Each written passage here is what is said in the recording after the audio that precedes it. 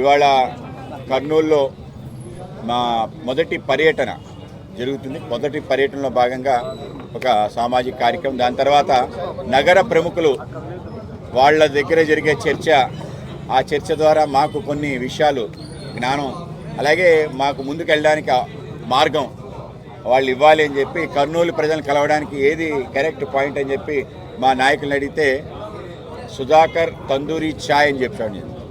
ఆ విధంగా సుధాకర్ తందూరి ఛాయ్లో విఘ్నులైన కర్నూలు ప్రజలందరూ వస్తారు. వాళ్లతో కలిసి మాట్లాడే ఒక గొప్ప అవకాశం నాకు ఈరోజు ఉదయాన్నే దొరకడం జరిగింది. ఆ విధంగా అందరూ కూడా అనేక రకాల ప్రశ్నలు వేశారు.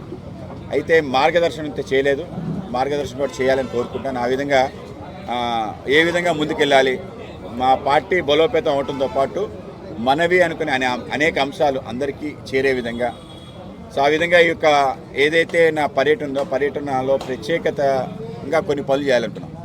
ఎవరైతే స్థానికంగా పుట్టి ఈ ప్రాంతానికి పేరు, అలాగే ఈ ప్రాంతం యొక్క పురోభివృద్ధితో కారణభూతమయ్యారో ఆ మహానుభావులని సత్కరించి మన కార్యక్రమాన్ని ప్రారంభించారు. అలాగే మన ప్రాంతంలో ఉండే ఏవైతే మూలమైన విషయాలు ఉన్నాయో, మనది అనుకునే విషయాలు, వాటిని హైలైట్ చేయాలని చెప్పి, అదేవిధంగా ఈ యొక్క కర్నూలులో ఈ స్థానానికి తీసుకొచ్చిన పుర ప్రముఖుల్ని కలిసే అవకాశం కావాలనుకున్నాను.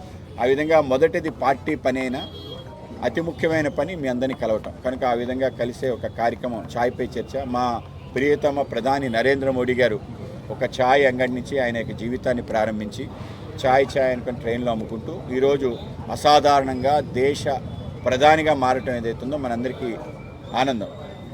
నా అభిప్రాయం కూడా ఏంటంటే విప్లవాలు కానీ ప్రపంచ గతిని మార్చే విషయాలన్నీ కూడా చిన్న చిన్న స్థానాల నుంచి ప్రారంభమవుతాయి.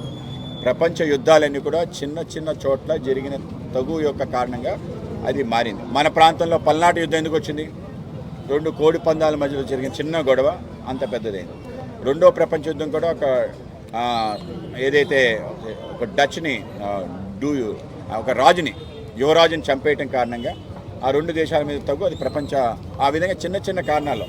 అలాగే మార్పు అనేది కూడా ఎక్కడ ప్రారంభమవుతుంది? చిన్న చిన్న ప్రాంతాల్లో ఇటువంటి చర్చల్లో ప్రారంభమవుతుంది.